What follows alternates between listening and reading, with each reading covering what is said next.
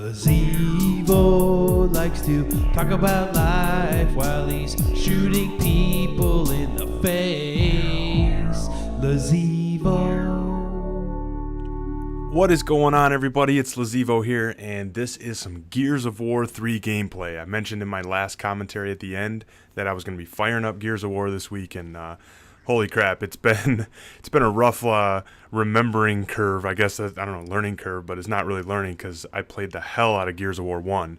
Gears of War 2 I didn't really like so much. It's one of those things that I just couldn't get the hang of it, and they added like more people, and they still had the host shoddy issues. That's where the host, whoever had host, had like a shotgun that was like instant kill. And so I didn't really play Gears of War 2, but I was part of the beta for Gears of War 3, and I really enjoyed it. So I figured it was time to go back to where I started. This is where it all began for me in terms of Xbox shooters. So, but yeah, holy crap, this has been a rough learning curve. The very first night I put the game in, I kind of got a late start. I wasn't able to put it in till Wednesday night. So it came out Tuesday. It was actually a midnight release on Monday. It was funny. I actually stopped at the GameStop by my house on Monday, and I had some games I wanted to trade back in. I wanted to pay off the rest of Gears of War 3, and I did that right after work. So this is like 6:30-ish or something. And at 6:30, there was people sitting in lawn chairs waiting in line for the midnight release of Gears of War. And I was like, holy crap, you guys are here early. And he was like, yeah, that's what everybody says. I was like, wow, that was crazy, you know? I mean, I like the game too, but I'm not going to wait 6 hours, especially considering that if you're the last person in line, you're probably going to have the game in your hand before 12:30. So maybe you wait 5 hours for maybe an extra 20 minutes, and just doesn't seem worth it to me, but you never know. I mean, some people are weird about that. I'm just not a big waiting in line type person, you know. But anyway, so I ended up not picking it up at the midnight release, and I got it Tuesday after work. But I had some things going on Tuesday night where I wasn't able to actually start playing the game until Wednesday. So in terms of like the guys you're playing, I had a little bit of a late start. But you know, it was a rough learning curve, like I said. I think there was a point at which I lost 17 straight games, and that was a tough pill to swallow. It was actually a little comical. The matchmaking was just really, the highest person on our team who had like I don't know, a 22 rank or something, and we were getting paired up with like 4 level 50 plus ranks, and it was like obviously people had some time in the game. You know, I'm running around trying to figure out the new levels and where things are, and it was just like you know, I'm playing against people that have obviously already figured most of that stuff out. So I've been playing a lot of deathmatch right now. I know when I used to play Gears of 1, I used to love, there's a game mode called Annex, which is very similar to like a domination type game, and that's one that I used to like a lot.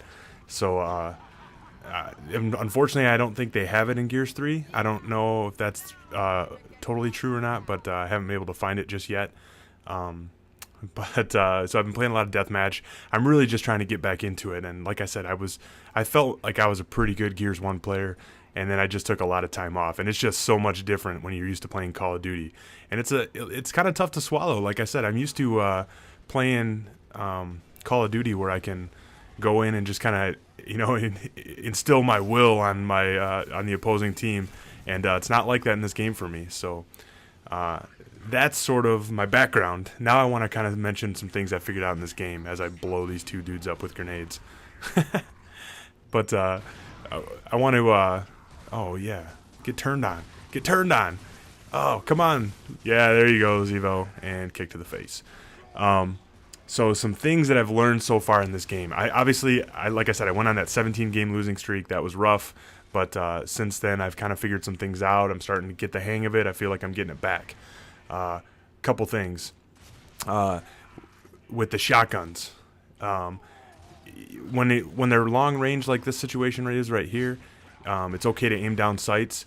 Most of the time when they're close range, you either don't want to aim down sights at all, or do what's called a pop shot, which is where you just it's almost like a quick scope. You're basically just tapping the button to aim down the sights, and then hitting the right trigger to go ahead and shoot it.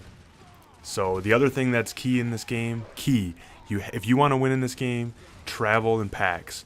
and vice versa to that. If you want to just destroy the other team, what you're going to want to do is look for the person that's alone, and kind of like a lion does a gazelle. You know what I mean? You're going to want to say, okay, well, how can I get somebody isolated and then take them out? Because 2-on-1 in this game is more than likely a losing scenario. You're not going to see a lot of double kills, multi-kills, that kind of thing. Other key things that I've learned so far is know where the high ground is, if there is any on any map. In this particular map, this one's called Thrash Ball, which is like a futuristic, I guess, some type of football type sport arena. It's actually the one I think Coltrane was part of, but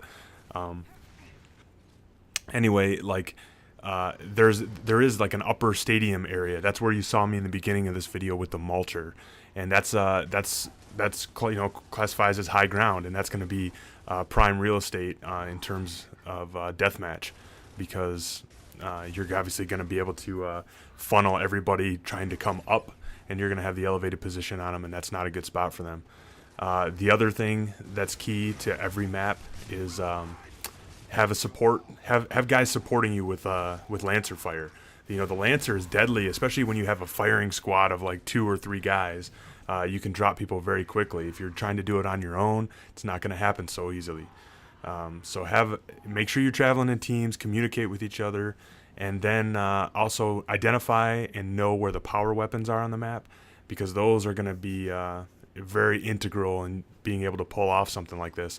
You got to know like where the mulcher is, where the digger is, where the one shot is, where the boom shot is, and then you got to kind of make up a quick strategy of if the enemy takes the high ground and there happens to be like a Hammer of Dawn, go ahead and grab that thing and take them out, and like, for example, on that overpass level. Anyway, guys, this video is wrapping up. I just wanted to give you my quick first impression, my quick thoughts and tips. I like this game. It's frustrating as hell to me because, like I said, I'm used to being able to do so well in Call of Duty, and I just got to get my legs back underneath me. But I think I'm pretty close to doing that. So if you guys have any tips, Gears of War guys, go ahead and leave them in the comments. Help me out. Maybe there's some things that I don't know about, or some things that I didn't mention. Anyway, finish this game 11-1. I'm going to wrap it up there, guys, because I do have more gameplay that I can bring to you guys probably tomorrow or the next day. And we'll keep talking about this and keep learning. So hopefully you guys can learn something from me, and hopefully I can learn something from you. So that's where I'm at, guys. Thanks for watching, and have a good weekend.